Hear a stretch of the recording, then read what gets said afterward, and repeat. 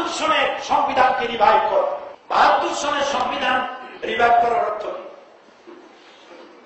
এই রিভাইভ করার অর্থ হলো সংবিধানের শিরোনাম থেকে বিসমিল্লাহ মুছে যাবে, বিসমিল্লাহ থাকবে না। স্পিকারের মাথার উপর যেখানে বিসমিল্লাহির রহমানির রহিম লেখা আছে ওটা থাকবে না। সংবিধান আল্লাহর উপর ঈমান এবং অবিচল আস্থার কথা যেখানে লেখা আছে সেটা থাকবে না। মসজিদের ইমামরা শুক্রবার দিন যে খুতবা দিবে, সে খুতবা লিখিত আকারে তাদেরকে আগে দিতে হবে। তারা অনুমতি, যে আয়াত যে হাদিসের অনুমতি দিবে সেইটা বলতে পারবেন, বাইরে বলতে পারবেন না। সুতরাং এই কাজ তারা করে ছাড়বে। তাদের আদর্শ হচ্ছে ধর্মনিরপেক্ষ মতবাদ। আর ধর্মনিরপেক্ষ মতবাদ হচ্ছে দুনিয়া সব ওলামায়ে কিরাম একমত, ধর্মনিরপেক্ষ মতবাদ একটি সুস্পষ্ট কুফরি মতবাদ। কোন মুসলমান ধর্মনিরপেক্ষ মতবাদের আন্দোলন করতে পারে না, সুস্পষ্ট হারাম। কোরআন শরীফের সূরা বাকারা 85 নম্বর আয়াত পড়ুন।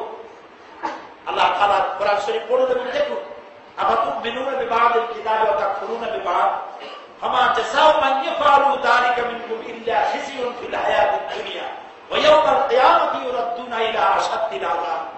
আল্লাহ তাআলা বলেছেন, তোমরা কোরআনের কিছু কথা মানবা আর কিছুকে মানবা না।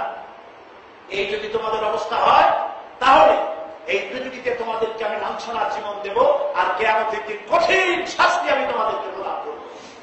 ধর্মনিরপেক্ষ মতবাদীদের কথাই হলো নামাজ, রোজা, হজ, যাকাত করবো ইচ্ছা মতো, আর রাজনীতি অর্থনীতি করবো আমার মতো অথবা আমার বাপের মতো। এইভাবে তারা চলবে। এটাই হলো ধর্মনিরপেক্ষ মতবাদ। সুতরাং কোন মুসলমান এই ধর্মনিরপেক্ষ মতবাদকে গ্রহণ করতে পারে না। আমরা গভীর উদ্বেগের সাথে লক্ষ্য করছি, এই সময় কিছু আলেম নামধারী, দাড়ি টুপিওয়ালা, পীর নামধারী, ইসলামী দল নামধারী কিছু লোক 14 দলের সাথে গিয়ে টিভিতে চাল দেখাবার উদ্দেশ্যে সামানান কালিলা, স্বল্প মূল্যে উচ্ছিষ্ট ভোগীদের কাতারে সামিল হয়েছে। এরা আলেম নামের কলঙ্ক, এরা মুক্তি নামের কলঙ্ক, এরা পীর নামের অভিশাপ।